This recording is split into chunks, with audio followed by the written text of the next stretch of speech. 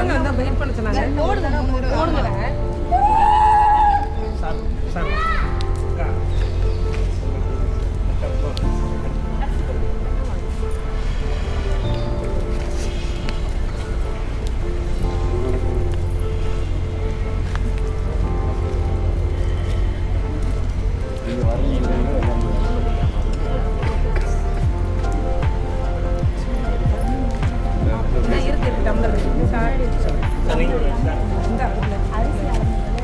நம்ம டம்ளர் அரிசி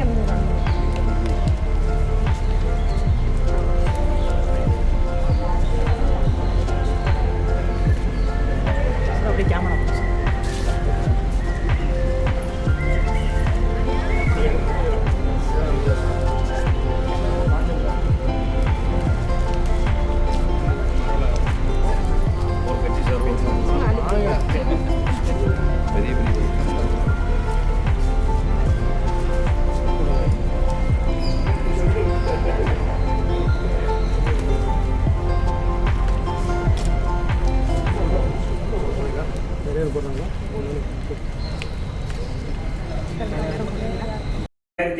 பெண்களை வச்சு ஏஐ டூல் பில்ட் பண்ணோம். காரைக்குடி அழகப்பா ப்ரீ இன்குபேஷன் வாங்கியிருக்காங்க. ஸோ அவங்களுமே இப்போ நமக்கு அந்த வில்லேஜுக்கெலாம் வந்து பாயிண்ட் ஆஃப் கான்டாக்ட் அந்த வில்லேஜ் சார்ந்து இருந்ததுக்கு அவங்க தான் அதுக்கு சப்போர்ட்டிவாக இருக்க போகிறாங்க.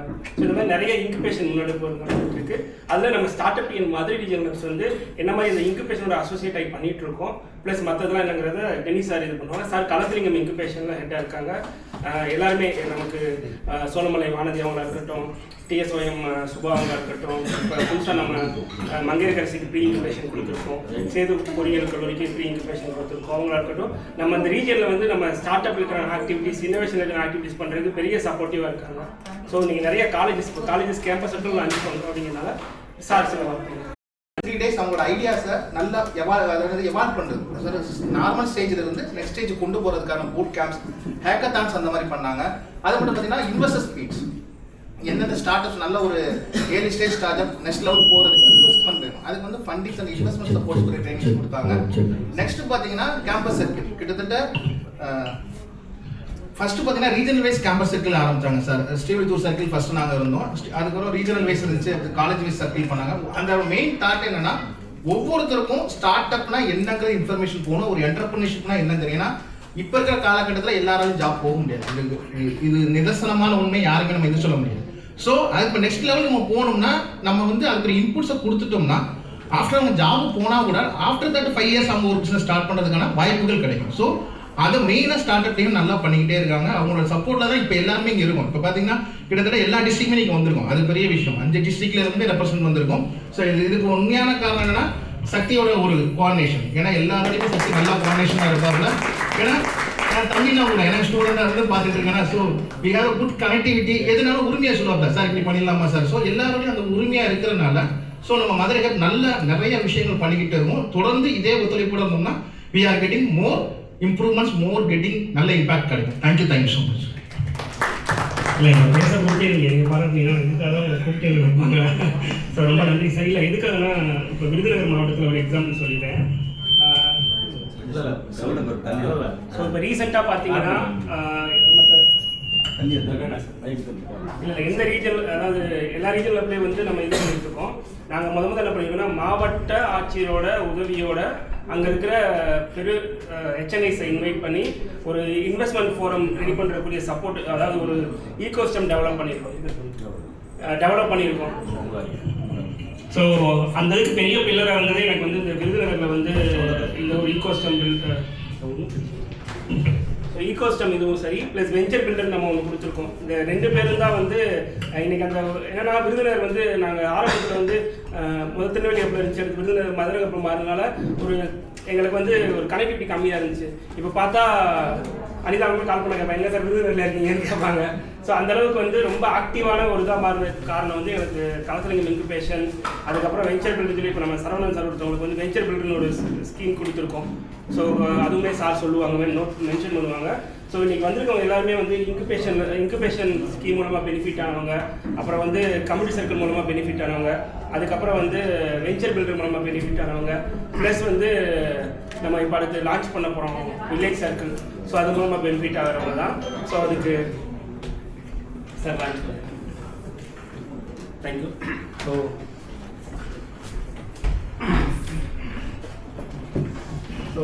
மதுரை மாவட்டம் இது பண்ணிடலாம். ஸோ கம்பூர் மேலூர்லேருந்து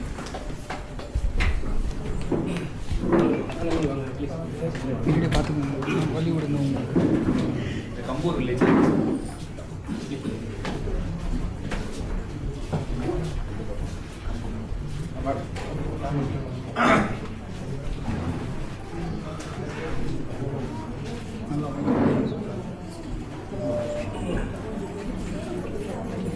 சார் இந்த பக்கம் தள்ளி வந்துக்குங்க சார், கொஞ்சம் இந்த பக்கம் கொஞ்சம் கேமரா பார்த்து மாதிரி எடுத்துக்கலாமா?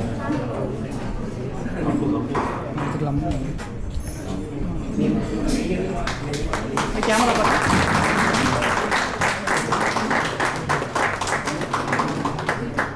பங்களிப்பு கொடுக்குறாரு அதுலேயும்.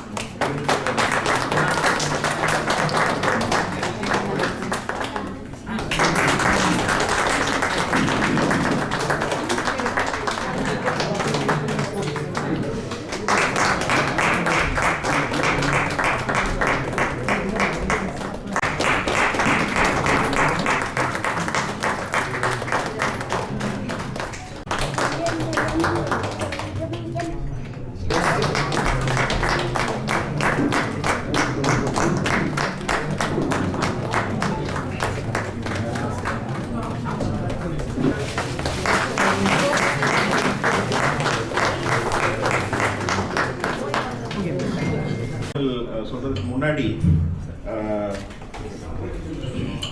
நண்பர் பழனிக்குமார் அவர்களை நான் இங்கே அறிமுகப்படுத்தணும்.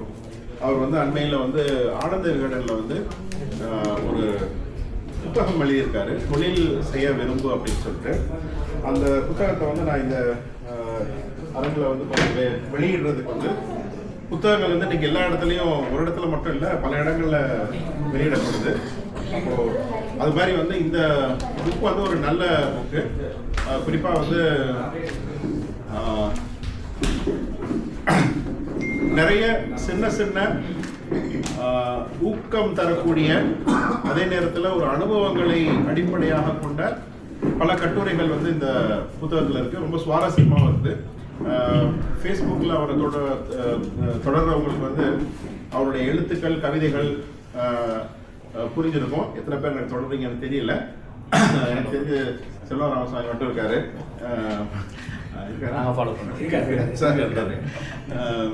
ஸோ அது வந்து ஒரு நல்ல எழுத்தாளர், தமிழில் மதுரை சார்ந்து மட்டும் இல்லை, ஒரு தமிழகத்திலேயே வந்து ஒரு நல்ல எழுத்தாளர்களில் ஒருத்தர். பட் அதே நேரத்தில் ஒரு தொழில் முனைவரும் கூட. இந்த புக்கு வந்து அவர் வெளியிட்டிருக்காரு. இது கொஞ்சம் நீங்கள் எல்லாருக்கும் நீங்கள் ஸ்ப்ரெட் பண்ணிங்கன்னா நல்லது. இது ஏன் நம்ம பண்ணுறோம், அதே நேரத்தில் இந்த ஸ்டார்ட் அப் டீயோட பல ஆக்டிவிட்டிஸ் பற்றி நான் சொல்கிறேன். இன்றைக்கி வந்து இந்த புக்கை வந்து நான் வெளியிட நண்பர் முத்து வந்து இங்கே பெற்றுக்கொள்கிறார்.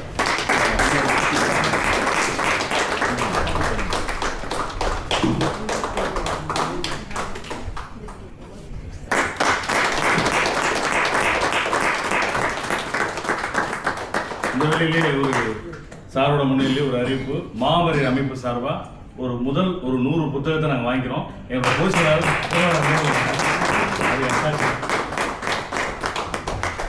ஒரு 100 புத்தகத்தை நாங்கள் உடனே மாமரி அமைப்பு சார்பாக வாங்கி எங்களோட தொழில் முனைவர்களாக கொடுக்குறோம்.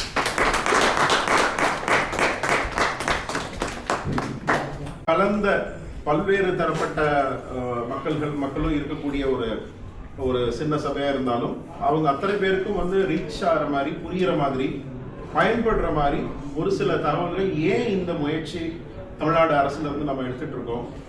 தமிழ்நாடு அரசு மட்டும் இல்லை, பல்வேறு மாநிலங்களையும் பண்றாங்க, பல்வேறு நாடுகள்லையும் இந்த புத்தாக்கம், இனோவேஷன், ஸ்டார்ட் அப், புத்தொழில், அல்லது இந்த காலத்துக்கு ஏற்ப அல்லது வரக்கூடிய புது யுகத்துக்கு ஏற்ப எப்படி வந்து தொழில்கள் செய்ய முடியும், மாற்றங்கள் என்ன நடக்குது, அதை வந்து எப்படி கொண்டு போய் சேர்க்க முடியும் அப்படின்ற முயற்சி வந்து அரசாங்கத்திலிருந்து நம்ம வந்து செஞ்சுட்டு இருக்கோம். பல்வேறு அரசாங்கங்களும் பண்ணிட்டு இருக்கு. ஸோ இது ஏன் அப்படிங்கிறது மட்டும் வந்து உங்களுக்கு வந்து ஒரு அடிப்படையான சில விஷயங்கள் எளிமையான முறையில் வந்து சொல்றதுக்கு நான் முயற்சி பண்றேன். மற்றபடி நம்ம என்ன ஸ்கீம்ஸ் பண்ண போறோம் அதெல்லாம் வந்து நான் மேலோட்டமாக மட்டும் டச் பண்ணுறேன். ஒரு 5 அல்லது 10 நிமிடங்களுக்குள்ள ஒரு சில விஷயங்களை சொல்றதுக்கு விருப்பப்படுறேன். இப்போ நான் பல இடங்கள்ல பேசக்கூடிய ஒரு விஷயம்தான் இது. ஒரு எனக்கு ரொம்ப ஒரு பிடிச்ச அல்லது வந்து ரொம்ப கவர்ந்த ஒரு ஃப்ரேஸ் அல்லது வந்து ஒரு வசனம் அப்படின்னு பார்த்தீங்கன்னா, மாற்றம் ஒன்றே மாறாதது அப்படின்னு சொல்லக்கூடியது. Change is the only constant factor அப்படின்னு சொல்லுவாங்க ஆங்கிலத்தில். அதாவது இது வந்து ரொம்ப ஒரு ஆழமான உண்மை. நம்ம அதை அப்படியே போற போக்கில் கடந்து போயிடுவோம். ஆனால் அந்த மாற்றம் ஒன்றே மாறாதது அப்படிங்கிறது வந்து ஒரு ஒன்றோடு ஒன்று இணைந்த ஒரு சொற்றொடராக வரும். மாற்றம் மாறாதது அப்படின்னு சொல்லிட்டு, மாற்றம் ஒன்றே மாறாதது அப்படின்னு சொல்லிட்டு ஒரு அழகான ஒரு 3 வார்த்தைகள் இருக்கக்கூடிய ஒரு சொற்றொடர். ஆனா இது ரொம்ப ஆழமானது மட்டுமல்ல, ரொம்ப உண்மையான ஒரு நிதர்சனமான ஒரு சொற்றொடர் இந்த மாற்றம் ஒன்றே மாறாதது. மனிதன் தோன்றிய நாளிலிருந்து இன்று வரை பல்வேறு மாற்றங்கள் பல்வேறு காலகட்டங்கள்ல வந்துகிட்டு இருக்கு. குரங்கிலிருந்து மனுஷன் ஒரு மனிதனாக உருவானது முதல் மிகப்பெரிய புரட்சின்னு சொல்லுவாங்க, காக்னிட்டிவ் ரெவல்யூஷன் சொல்லுவாங்க. 2வது மிகப்பெரிய புரட்சி ஒரு 15 வருடங்களுக்கு முன்னால் நடந்த விவசாய புரட்சி. வேட்டை சமூகமாக இருந்த மனிதன் நதிக்கரை ஓரங்களாக குடியிருப்புகளை நிறுவி விவசாயத்தை பண்ண ஆரம்பிச்சு அந்த இடத்துல வந்து அவன் வந்து ஒரு நிலையா இருந்த ஒரு சமூகமா மாறினான். இது வந்து 2வது புரட்சி. இது கூட அந்த ஃபர்ஸ்ட் புரட்சி காக்னிட்டிவ் ரெவல்யூஷன், சிந்தனை ஆற்றல். அப்பதான் வந்து விலங்கிலிருந்து மனிதன் சிந்திக்க ஆரம்பிக்கிறான். அந்த சிந்தனை ஆற்றலுடைய ஒரு விரிவாக்கம், நீட்சி அல்லது மேனிஃபெஸ்டேஷன் சொல்லலாம். அதுதான் அந்த 2வது ஒரு புரட்சி. 3வது புரட்சி வந்து ஒரு 500-600 வருடங்களுக்கு முன்னால் ஏற்பட்ட இண்டஸ்ட்ரியல் ரெவல்யூஷன், தொழில் புரட்சி. இது குறிப்பா வெஸ்டர்ன் வேர்ல்டுல, யூரோப்பியன் வேர்ல்டுல வந்து உருவாச்சு. அதுக்கப்புறம் அமெரிக்கா, சைனா, இந்தியா அப்படின்னு வந்து அது வந்துட்டு இருக்கு. இந்த தொழில் புரட்சியில ரொம்ப ஒரு உச்சகட்டத்துல இன்னைக்கு ஆர்டிபிஷியல் இன்டெலிஜென்ஸ் அப்படின்ற ஒரு காலகட்டத்துல, செயற்கை நுண்ணறிவு அப்படிங்கிற காலகட்டத்துல நம்ம இருந்துட்டு இருக்கோம். நம்ம நண்பர் முத்து போன்ற மதுரையின் மண்ணின் மனிதர்கள்லாம் இறப்பே இல்லாத ஒரு வாழ்க்கையை எப்படி வந்து ஆர்டிபிஷியல் இன்டெலிஜென்ஸ் மூலமா கொண்டு வருது அப்படின்லாம் முயற்சி பண்ணிட்டு இருக்காங்க. இது உண்மையில எனக்கெல்லாம் புரியல. பட் ஆர்டிபிஷியல் இன்டெலிஜென்ஸ் ஒரு புரியாத ஒரு சப்ஜெக்டா தான் இருக்குது. பட் எப்படி சொல்றதுங்க, நடக்க முடியாதுன்னு நம்ம நினைக்கக்கூடிய பல விஷயங்கள் வந்து நடக்கலாம் அப்படின்னு ஒரு மாற்றம். இதுல வந்து நம்ம இப்ப நடந்துட்டு இருக்க மாற்றங்கள் வந்து பெரிய பிரமிப்பை உண்டாக்கக்கூடிய மாற்றமா இருக்கு. இன்னும் ஒரு 5, 10, 15, 20 வருடங்கள்ல என்னென்ன மாற்றம் வரும் அப்படின்னு சொல்றாங்க. அது வந்து நம்ம கற்பனைக்கும் எட்டாத மாற்றங்களா இருக்கு. அதை இப்ப இங்க இருந்து நம்ம ஊர்ல இருந்து நம்ம பக்கத்துல உட்கார்ந்துருக்க ஒருத்தர் வந்து நான் இறப்பே இல்லாத ஒரு மனுஷனா நான் உருவாக்க போறேன் அப்படின்னு சொல்லிட்டு, ஒயிட் புரட்சியா சார், ஒயிட் லைஃப் அப்படின்னு ஒண்ணு பண்ணிட்டு இருக்காரு. அது என்னன்னு முடிஞ்சா அவர்கிட்ட கேட்டு புரிஞ்சுக்குங்க. எனக்கு உண்மையில புரியல. ஸோ இது மாதிரி வந்து பல்வேறு முயற்சிகள் வந்து உலகம் ஃபுல்லாக நடந்துட்டு இருக்கு. குவாண்டம் கம்ப்யூட்டிங்னு சொல்றாங்க. அதே மாதிரி வந்து இந்த ஜெனட்டிக் ஏஐல இன்னும் பல்வேறு விஷயங்கள் இருக்கு. தொழில்நுட்பத்துக்குள்ள போனீங்கன்னா அது ரொம்ப ஒரு ஆழமா போயிட்டு இருக்கு. பயாலஜிக்கல் ஃப்ரேம் ஒர்க், அதாவது நம்மளுடைய உடல் கூறு, அந்த உடலையும் டெக்னாலஜியையும் இணைச்சு எப்படி வந்து ஒரு வாழ்வியல் முறை வரும் அப்படிங்கிற மாதிரி ஒன்று பார்க்குறாங்க. ஸோ இந்த மாதிரி பல்வேறு விஷயங்கள் வந்து நடந்துட்டு இருக்கு. இதுக்குள்ள நான் ஆழமா போகிறதுக்குள்ள இப்போ இந்த மாற்றம் வந்து ரொம்ப வேகமாக நடந்துகிட்டு இருக்கு. ஒரு அண்மை காலத்தில் ஒரு அமெரிக்க பல்கலைக்கழகத்தில், எனக்கு அந்த பல்கலைக்கழகத்தோட பேர் மறந்து போச்சு, அந்த பல்கலைக்கழகத்தில் ஒரு ஆராய்ச்சி பண்ணாங்க. குறிப்பாக இந்த ஒரு மானுடவியலில், அந்த மானுடவியல் ஆராய்ச்சியில் என்ன சொல்றாங்க அப்படின்னா, மாற்றங்களை பற்றிய ஒரு ஆராய்ச்சி. அது ஒவ்வொரு காலகட்டங்களும் எப்படியான மாற்றங்கள் வந்துட்டு இருக்கு, அந்த மாற்றங்கள் வந்து ஒரு பல்வேறு தரப்பட்ட சமூகத்தில் இருக்கக்கூடிய பல்வேறு பிரிவினர்களையும் என்ன விதமான மாற்றங்களை அது ஏற்படுத்தி இருக்கு அப்படிங்கிற ஒரு ஆராய்ச்சி.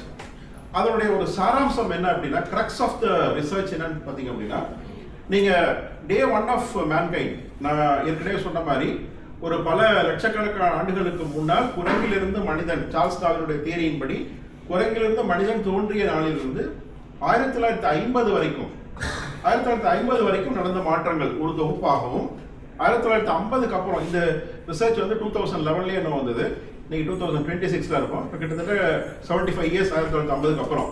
இந்த 75 இயர்ஸ்ல நடந்த மாற்றங்களையும், மனிதன் தோன்றிய நாளில் இருந்து 1950 வரைக்கும் அந்த பல ஆயிரக்கணக்கான லட்சக்கணக்கான வருடங்கள்ல தோன்றிய மாற்றங்களையும் ரெண்டையும் நீங்க வந்து ஒரு தராசுல வெயிட் பண்ணி பார்த்தீங்கன்னா, இந்த 75 இயர்ஸ்ல நடந்த மாற்றங்கள் வந்து மிக அதிகமா இருக்கு அப்படின்றாங்க. இது வந்து ஒரு ஒரு ஒரு ஸ்டேட்மெண்ட்டாக உங்களுக்கு வந்து இந்த காதில் வாங்கி இந்த காதில் விட்டுற மாதிரி இருக்கும். பட் அதை யோசிச்சு பார்த்தீங்கன்னா அது வந்து ரொம்ப ஒரு ஆராய்ச்சிக்குரிய, அதே நேரத்தில் வந்து இதில் நம்ம இது நம்ம லைஃப்பை எப்படி வந்து அஃபெக்ட் பண்ணுது, நம்ம லைஃப்பை எப்படி கனெக்ட் பண்ணுதுன்னு யோசிக்க வேண்டிய விஷயம். குறிப்பாக மாணவர்கள் அதெல்லாம் வந்து நாம் வந்து கொண்டு போய் சேர்த்துருக்கோமா அப்படிங்கிறது ஒரு பெரிய கேள்விக்குறியாக இருக்குது. பட் இது வந்து ரொம்ப ரொம்ப நாம் வந்து பார்க்க வேண்டிய, சிந்திச்சு பார்க்க வேண்டிய ஒரு ஒரு ஒரு ஒரு உண்மை. இந்த பல லட்சக்கணக்கான வருடங்கள் நடந்த மாற்றங்களை விட இந்த ஒரு 75 வருடங்கள் நடந்த மாற்றங்கள் வந்து மிக அதிகமாக இருக்கு. அது ஏன் அப்படின்னா அவ்வளவுதான், ஒன்றும் பெரிய இது கிடையாது. இதை யோசிக்கிறதுக்கு வந்து ஒன்றும் பெரிய ராக்கெட் சயின்ஸ் கிடையாது, சரிங்களா? தொழில்நுட்ப வளர்ச்சி, டெக்னாலஜி வளர்ச்சி. இந்த டெக்னாலஜி வந்து எந்த காலத்திலையும் வந்து வராமல் இல்லை. ஒவ்வொரு காலகட்டத்திலும் டெக்னாலஜி வந்துகிட்டே தான் இருந்தது. ஒரு ஸ்டேஜில் வந்து எலக்ட்ரிசிட்டி வந்தது, நீராவி இன்ஜின் வந்தது, இண்டஸ்ட்ரி 1.0ன்னு சொல்லுவாங்க, எலக்ட்ரிசிட்டி வந்தது, ஃபியூவல் பெட்ரோல் டீசல் வந்தது, தென் அதுக்கப்புறம் ஐடி வந்தது, இப்போ ஏஐ வந்திருக்கு. இது மாதிரி வந்து சின்ன சின்ன மாற்றங்கள் வந்து, சின்ன மாற்றங்கள் பெரிய மாற்றங்கள் வந்துகிட்டே தான் இருக்கு. ஆனால் இப்போ இந்த கடந்த ஒரு 10 வருடங்களா இந்த மாற்றத்துடைய வேகம் வந்து மிக அதிகமா இருக்கு. அன்இமேஜினபிள் ஸ்பீடுன்னு சொல்றோம். இதுக்கு முன்னாடி நடந்த மாற்றங்கள் எல்லாம் நாம வந்து அதை வந்து கேட்சப் பண்றதுக்கு வந்து ஒரு ஒரு அவகாசம் இருந்தது. எந்த துறையில இருந்தாலும், உதாரணத்துக்கு வந்து கம்ப்யூட்டர் வந்தப்போ பேங்க்ல இருக்கக்கூடிய சங்கங்கள்லாம், தொழிற்சங்கங்கள்லாம் போராட்டம் பண்ணாங்க, இது வரக்கூடாது, வேலையெல்லாம் எடுத்துருன்னு சொல்லிட்டு. பட் ஆனாலும் கூட வந்து அந்த அவ்வளோ ஒரு ரொம்ப மோசமான விளைவுகள் வரல. ஆனா அதை வந்து நம்ம வந்து தகவமைத்துக் கொள்வதற்கு, நம்ம அடாப்ட் பண்ணிக்கிறதுக்கு வந்து ஒரு டைம் லைன் கிடைச்சிது. பட் இப்போ இருக்கிற ஆர்டிஃபிஷியல் இன்டெலிஜென்ஸ் உருவாக்கக்கூடிய சேஞ்சஸ் வந்து அதை நம்ம அடாப்ட் பண்ணுறதுக்கு உண்டான டைம் வந்து நம்ம கிடைக்க மாட்டேங்குது அப்படிங்கிறது பல ஆராய்ச்சியாளர்களுடைய ஒரு அசம்ஷனாக இருக்கு, ஒரு கூற்றா இருக்கு. இப்போ இது ஒரு பக்கம் இருக்கு. நான் வெளியே சொன்ன விஷயங்கள் ஒரு தகவலா இருக்கட்டும். இப்போ நாம வந்து இதுல எங்க கனெக்ட் ஆகிறோம், நீங்களும் நானும் எங்க கனெக்ட் ஆகிறோம்? ஸ்டார்ட் அப் டிஎன் மாதிரியான ஒரு அமைப்பு, ஒரு அரசாங்கத்துடைய இந்த அமைப்பு எங்க கனெக்ட் ஆகுது அப்படின்னு மட்டும் பார்ப்போம். இதை நான் இந்த கிராமம் தோறும் புத்தொழில் அப்படிங்கிற இந்த திட்டத்திலிருந்து கொஞ்சம் நான் விளக்க முயற்சி பண்றேன். இப்போ வந்து தொழில்துறை, இந்த மாற்றங்கள் வந்து எல்லா துறைகள்லையும் இந்த தாக்கம் உருவாகுது. தொழில்துறையிலையும் வந்து இது ஆழமா உருவாகுது. அப்ப நம்ம பழைய முறையில வந்து ஒரு தொழிலை செய்யறோம் அப்படின்னா நம்மளுடைய சான்சஸ் ஆஃப் சர்வைவல் வந்து ரொம்ப ரொம்ப கஷ்டம். அதாவது நம்ம வந்து உயிரோட இருப்பதற்கு, அந்த நிறுவனம் உயிரோட இருப்பதற்கும் வளர்வதற்குமான வாய்ப்பு வந்து மிக மிக குறைவு. அப்ப ஏன்னா இந்த மாற்றம் வந்துகிட்டே இருக்கு. உங்களுக்கே தெரியும், ஒரு நான் இங்க காலேஜ் படிக்கும் போது இருந்த துணிக்கடைகள் இன்னைக்கு இல்லை. இன்னைக்கு வந்து மிகப்பெரிய லார்ஜ் ஃபார்மேட் துணிக்கடைகளும் ஆன்லைன் துணிக்கடைகளையும் அதை ரீப்ளேஸ் பண்ணிருச்சு, சரிங்களா? அதே மாதிரி வந்து எல்லா இடத்துலையும் மாற்றங்கள் வந்துகிட்டே இருக்குது. இப்போ இன்னைக்கு கூட ஏதோ ஒரு கன்வர்சேஷன்ல, எங்க வீட்டில் ஒரு நடந்த கன்வர்சேஷன்ல ஒரு செக் வந்தது.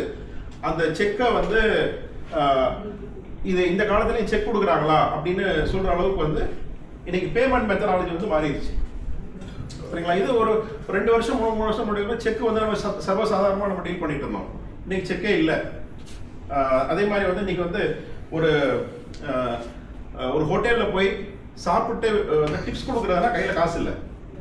வெளியே வந்து வாட்ச்மேனுக்கு வந்து அந்த கார் மேனேஜ் பண்ற வாட்ச்மேனுக்கு வந்து அதுக்கு வயசானவங்க இருப்பாங்க, ஒரு 10 ரூபாய் 20 ரூபாய் கொடுத்தோம்னா கையில சுத்தமா காசு இருக்க மாட்டேங்குது, அவர்கிட்ட வந்து ஜிபே இருக்க மாட்டேங்குது. அப்ப இப்படி இது வந்து நம்ம சின்ன சின்ன மாற்றங்கள் தான். ஆனா நம்ம வாழ்க்கையில வந்து எவ்வளவு மாற்றங்கள் ஏற்படுத்துது பாருங்க. இப்ப அந்த கடையில இருக்கக்கூடிய ஒரு வாட்ச்மேன் வந்து அவருக்கு வந்து என்ன போல வந்து ஒரு அந்த நாள்ல வந்து ஒரு 50 பேர் வராங்கன்னா ஆளுக்கு ஒரு 10 ரூபா கொடுத்தாலும் அவருக்கு வந்து ஒரு 500 ரூபா அன்னைக்கு வருமானம் வருது. இன்னைக்கு இந்த தொழில்நுட்ப மாற்றத்தினால அவருக்கு அந்த 500 ரூபா வருமானங்கிறது ஒரு 50 ரூபாய் 100 ரூபாய் தான் வந்து சேரும். ஏன்னா நமக்கு மனசு இருந்தாலும் கையில காசு இல்லை.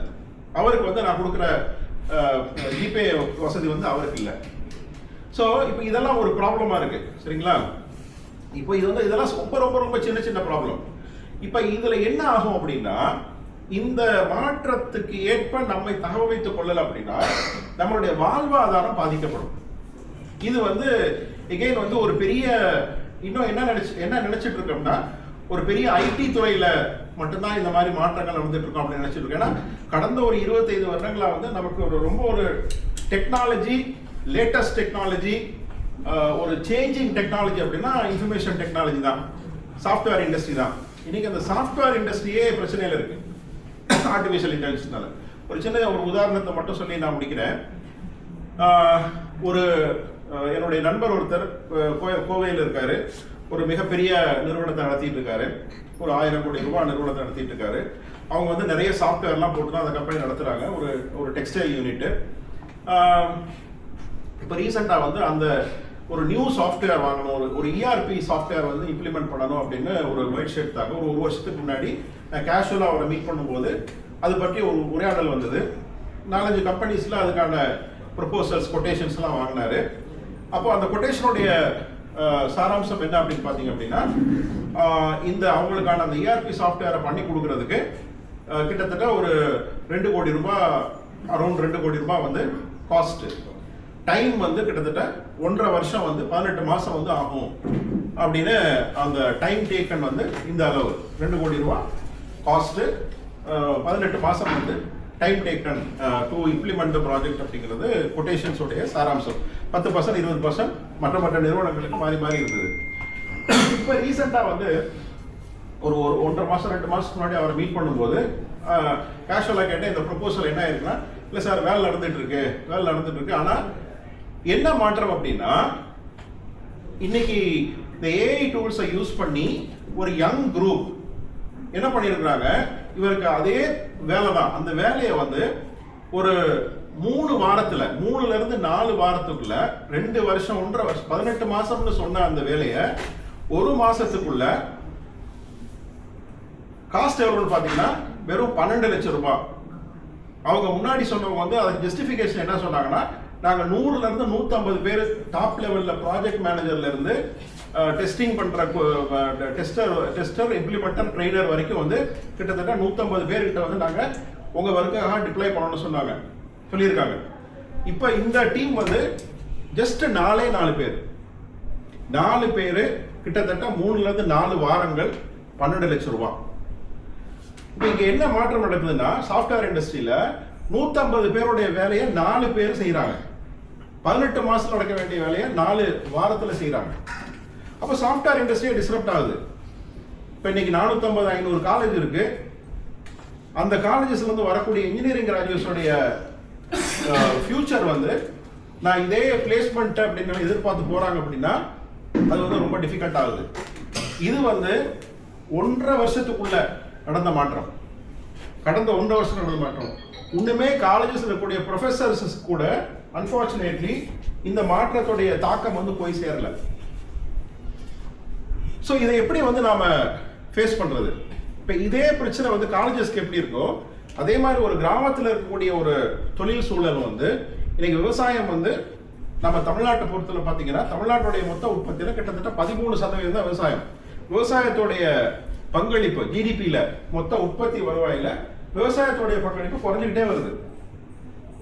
அப்போ எப்படி வந்து அப்போ நகர்மயமாக்கல் வந்து இங்கே ரொம்ப அதிகமாக இருக்கு. அப்படிங்கும்போது சிட்டிஸில் நிறைய பிரச்சனை இருக்கு. அப்போ எப்படி வந்து வில்லேஜஸில் நீங்கள் வில்லேஜஸில் போய் பழைய காலத்தில் மாதிரி ஒரு லேத்து பட்டறையோ மாவு மில்லோ இதெல்லாம் தேவைதான்.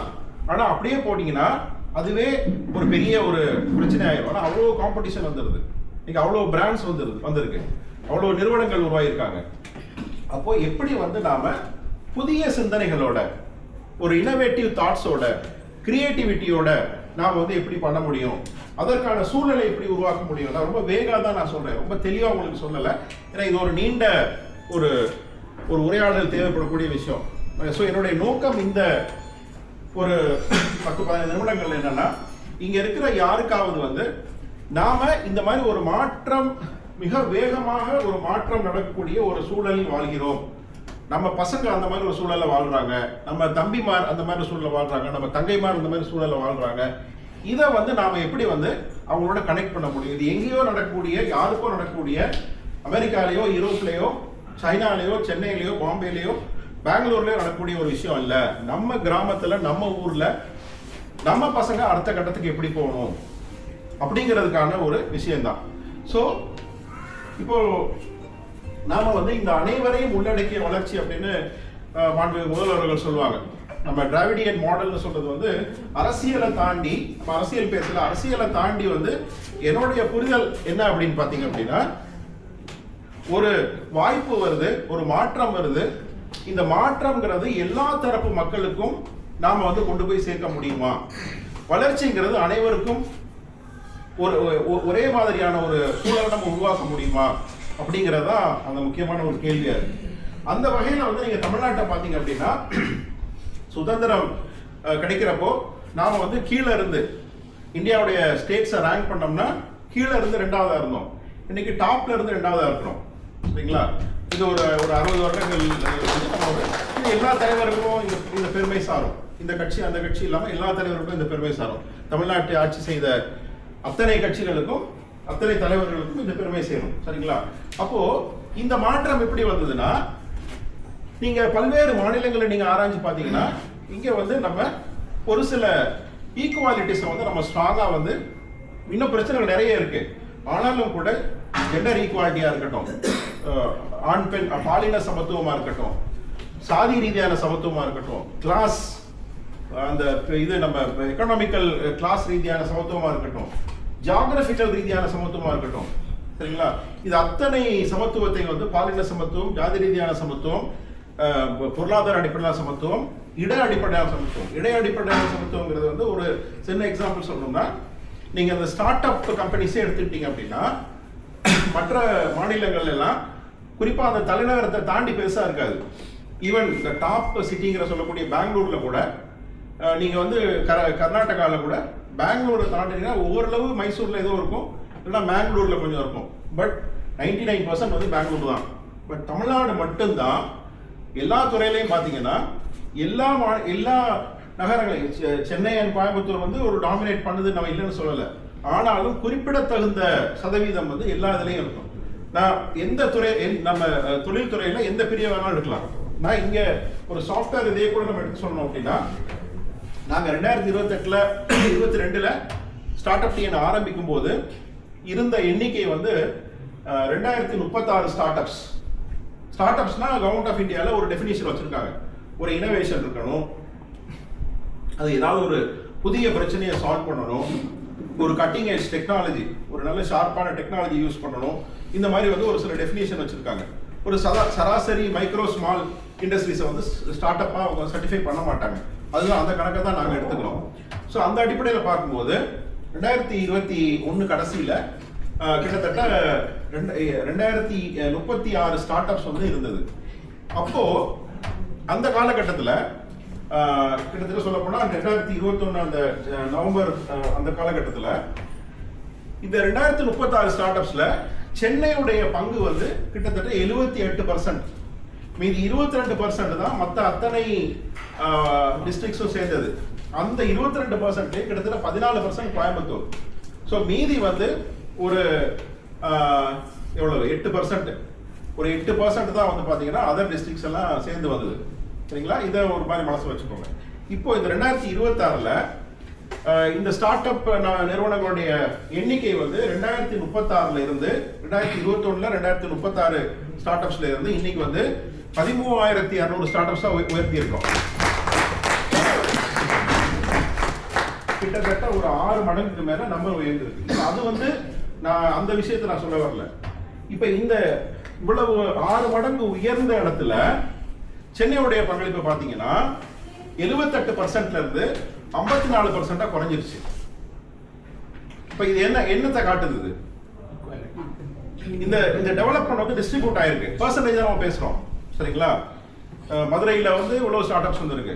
கிட்டத்தட்ட நாங்க இங்க இந்த இனிஷியேட்டிவ் ஆரம்பிக்கும் போது எத்தனை இருந்தது சக்தி? 22ல 71 ஸ்டார்ட் அப் வருது இல்லைங்களா?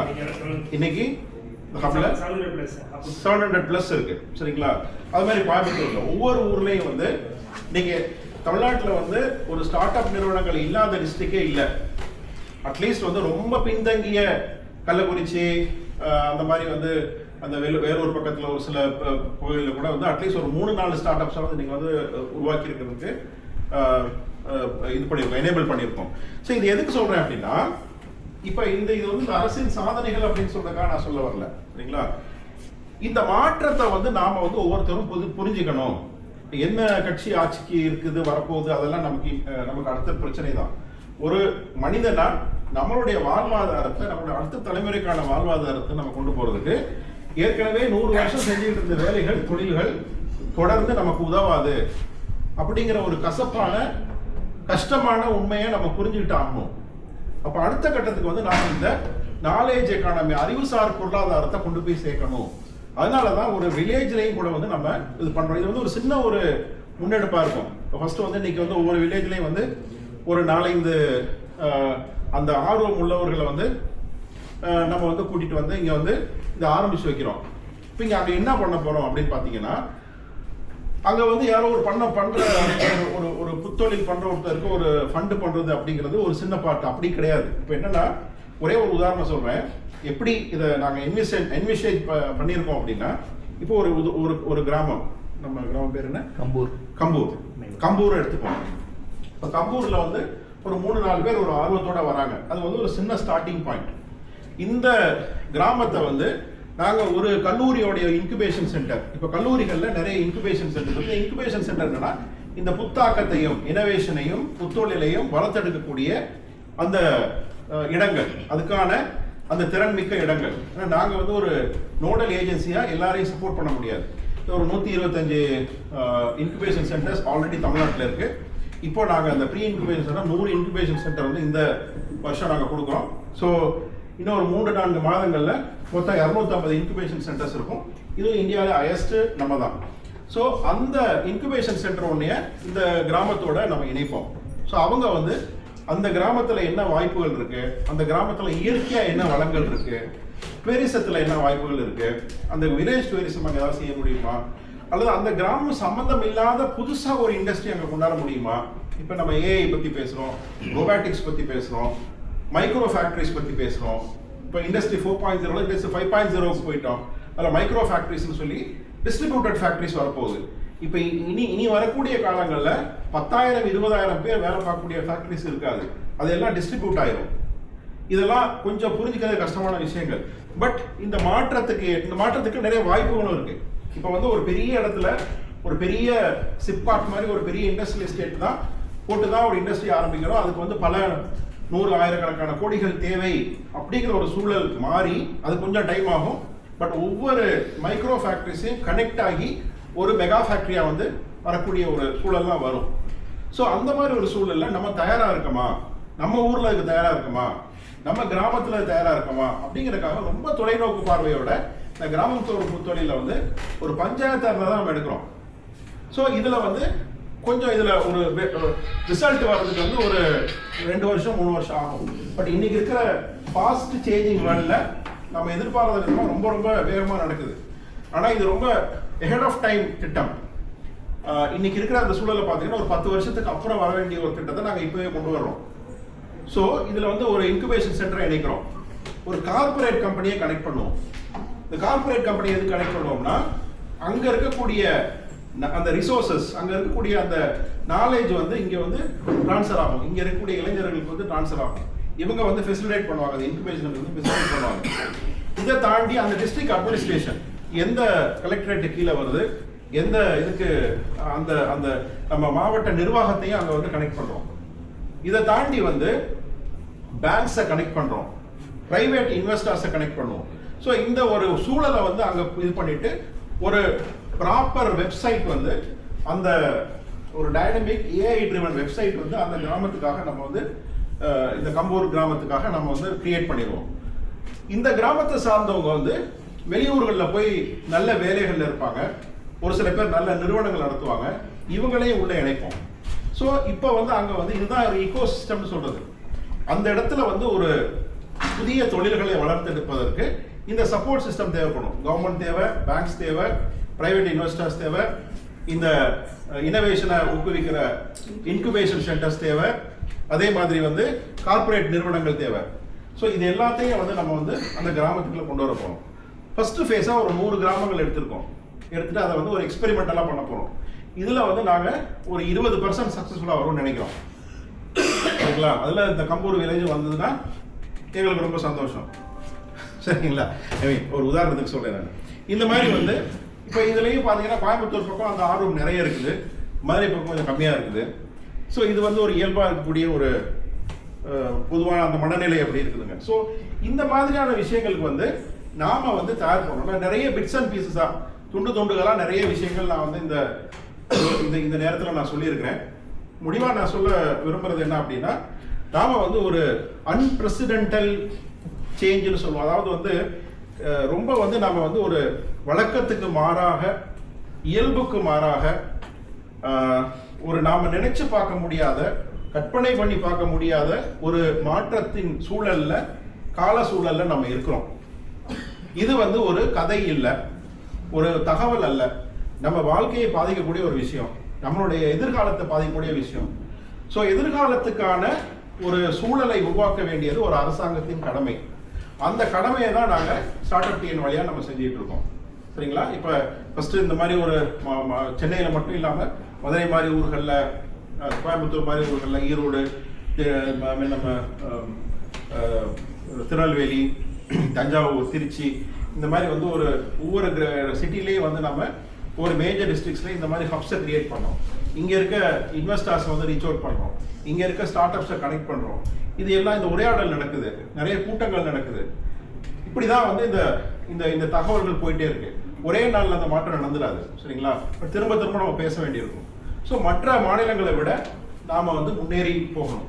ஸோ முத்தாய்ப்பாக வந்து பார்த்தீங்க அப்படின்னா, நாம் வந்து முதல்வர் அவர்கள் வந்து ஒரு $1 trillion எக்கானமி அப்படின்னு ஒரு குறிக்கோள் வச்சிருக்காரு, 2030 அடையணும் அப்படின்னு.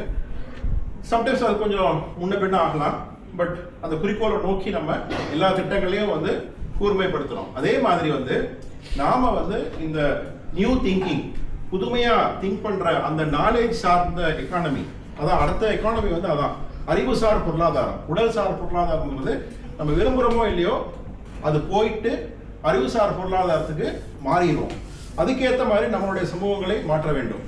ஸோ இந்த முயற்சியில் வந்து வரக்கூடிய ஒரு 10-12 ஆண்டுகளில் வந்து உலகின் தலை சிறந்த ஒரு 20 இடங்களில் வந்து தமிழ்நாட்டை நிலைநிறுத்தணும் அப்படிங்கிறது தான் எங்களுடைய விஷனாக இருக்குது. அந்த விஷயங்கிறது வந்து ஒரு அரசாங்கத்தால் மட்டும் பண்ண முடியாது, ஒரு அரசாங்கத்தின் ஒரு மிகச்சிறிய ஒரு பிரிவான ஸ்டார்ட் அப் டிஎன்ஆல் மட்டும் பண்ண முடியாது. நம்ம எல்லாம் சேர்ந்து தான் பண்ண முடியும். ஏன்னா இது நம்ம தமிழ்நாடு, தமிழர்கள் வந்து மற்ற எந்த மேம்பாட்டையும் விட பொருளாதார மேம்பாடு ரொம்ப முக்கியம். பொருளாதார மேம்பாடு அடையும் போது எல்லா விஷயங்களும் தானா நடக்கும். ஸோ எங்களுடைய அந்த அல்லது என்னை போன்ற ஒரு இதுக்குள்ள ரொம்ப ஆர்வமா வேலை பார்க்க அரசாங்கத்தில் இருக்கமோ இல்லையோ இதற்கான வேலையை பார்த்துட்டே இருப்போம். ஸோ என்ன அந்த உந்துதல் என்னன்னு பார்த்தீங்கன்னா, தமிழர்களுடைய பொருளாதார வளம், அதற்கு நம்ம என்ன பங்களிக்கிறோம், அது ரொம்ப முக்கியம். தமிழ்நாட்டுடைய பொருளாதார வளம், அதற்கு நம்ம என்ன பங்களிக்கிறோம், அதான் ரொம்ப முக்கியம். இது நம்ம ஒவ்வொருத்தரும், நம்ம ஃபேமிலி, நம்ம ஊரு, நம்ம கிராமம், இங்கே வந்து நம்ம எப்படி வந்து இந்த புதிய தொழில்களை வளர்த்தெடுக்கணும் அப்படிங்கிறது வந்து ஒரு மிக முக்கியமான ஒரு மற்ற எல்லா பிரச்சனையை விட இந்த பிரச்சனையை வந்து ரொம்ப முக்கியமா நம்ம பார்க்க ஆரம்பிக்கணும். அதான் ரொம்ப முக்கியம். சரிங்களா? ஏன்னா பொருளாதார வலிமை தான் இன்னைக்கு வந்து எல்லாத்தையுமே தீர்மானிக்கும். நம்ம என்ன வேணாலும் பேசலாம், என்ன வேணாலும் இது பண்ணலாம், but unless you have financial power, நம்ம என்ன சொன்னாலும் எடுபடாது. அதனால அந்த ஃபினான்ஷியல் பவரை வந்து நம்ம எப்படி கிரியேட் பண்ணணும், ஒரு சமூகமாக எப்படி கிரியேட் பண்ணணும், ஒரு கிராமமாக எப்படி கிரியேட் பண்ணணும், ஒரு ஊரை எப்படி கிரியேட் பண்ணணும், ஒரு மாநிலமாக எப்படி கிரியேட் பண்ணணும் அப்படிங்கிறது தான் ரொம்ப முக்கியமான விஷயம். அதற்காக தான் இவ்வளோ வேலையை நம்ம பார்த்துட்டு இருக்கோம். நம்ம இணைந்து பயணிப்போம். வாய்ப்புக்கு நன்றி. இனிய பொங்கல் நன்றி.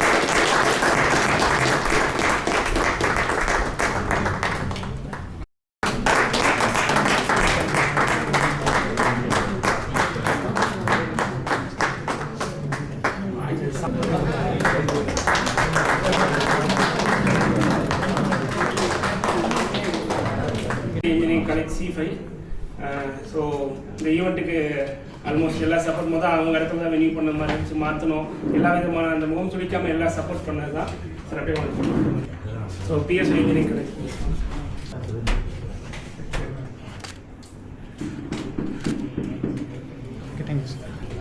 ஸோ அடுத்ததா புத்துக்கருப்பு சாமினே அவங்க ஃபங்க்ஷன் வந்தால் கம்பல்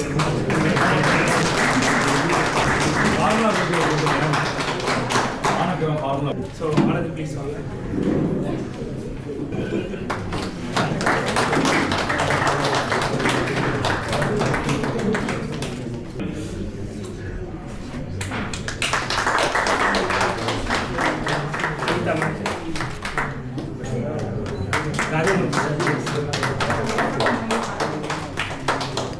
நம்ம ஸ்டார்டப்பியோட நம்ம ரீஜனோட first venture builder Saravanan sir.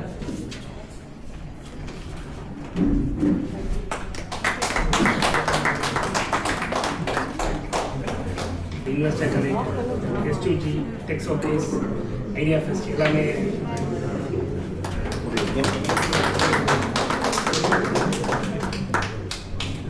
செல்வம் சார், நீங்களும் தொழில் செய்ய விரும்புங்க. நான் 10 வருஷமா கூப்பிட்டுருக்கேன்.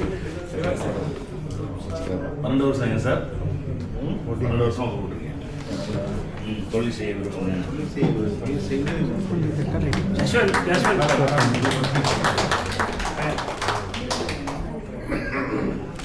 நமக்கு இந்த ஒளி போட்டா எல்லாம் வாங்க உள்ள வாங்க.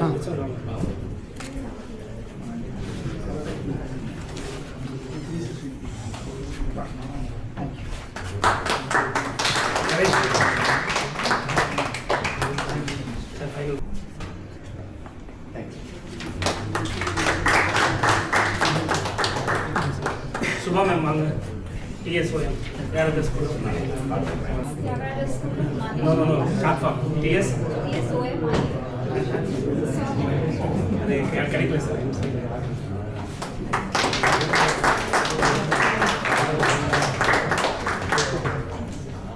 ஸோ இங்கே வந்திருந்த அனைவருக்கும் நன்றி சார். ஸோ தொடர்ந்து இந்த மாதிரி வந்து ஏன்னா சார் சொன்ன மாதிரி தான் மதுரை ரீஜனில் இந்த மாதிரி ஸ்டேக் ஹோல்டரோட ஈவெண்ட்ஸ்லாம் ரொம்ப ரொம்ப கம்மியாக தான் இருக்குது. அது எங்கள் மேலே தவறு இருந்தாலும் நீங்கள் எங்களை உரிமையோட கேட்டு ஏன் இதை பண்ணலைன்னு கேட்கலாம். ஸோ நம்ம இப்போ மதுரை ரொம்ப ரொம்ப கடந்த ஒரு 1.5 வருடங்களாக ஸ்டேக் ஹோல்டர் சப்போர்ட்டோட நம்ம நிறைய என்ன சொல்ல நோட்டபிள் அச்சீவ்மெண்ட்ஸ் நிறையா பண்ணிகிட்டு இருக்கோம். ஸோ தொடர்ந்து இந்த மாதிரி ஆதரவு அளிங்க. இது ஜஸ்ட் ஒரு ஈவெண்ட்டுக்காக இந்த மாதிரிலாம் இல்லை, சப்போர்ட் சிஸ்டம். இப்போ ரொம்ப சந்தோஷம் என்ன, இப்போ விருதுநகரில் போனால் அதுக்கு ஒரு டீம் இருக்காங்க, தேனியில் போனால் ஒரு டீம் இருக்காங்க, திண்டுக்கல்ல ஒரு பெரிய டீம் இருக்காங்க, சிவகங்கையிலையும் நம்ம போன வாரம் கூட காரைக்குடியில் ரொம்ப பெரிய கிராண்டாக இருந்துச்சு. ஒரு சிம்பிள் மீட்டப்பே வந்து ரொம்ப கிராண்டாக thanks Karaikudi Alagappa incubation centre. So first காரைக்குடியிலே வந்து சிவகங்கை மாவட்டத்திலே வந்து ஒரு 50 சீட்டர் கெப்பாசிட்டியோட ஒரு கார்பரேட் கம்பெனி மாதிரி ஒரு incubation centre Karaikudi Alagappa incubation centre.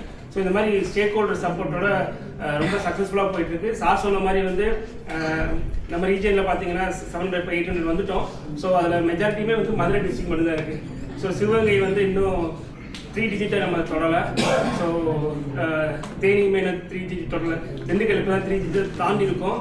So எல்லாரும் சேர்ந்து அந்த ரீஜனில் வந்து ஸ்டார்ட் அப்போட எண்ணிக்கையை உயர்த்தி அவங்களுக்கான ஒரு வலுவான சூழலை ஏற்படுத்தி கொடுக்கணும்னு கேட்டு ஒரே விஷயம் நன்றி சொல்றதுக்கு முன்னாடி சார்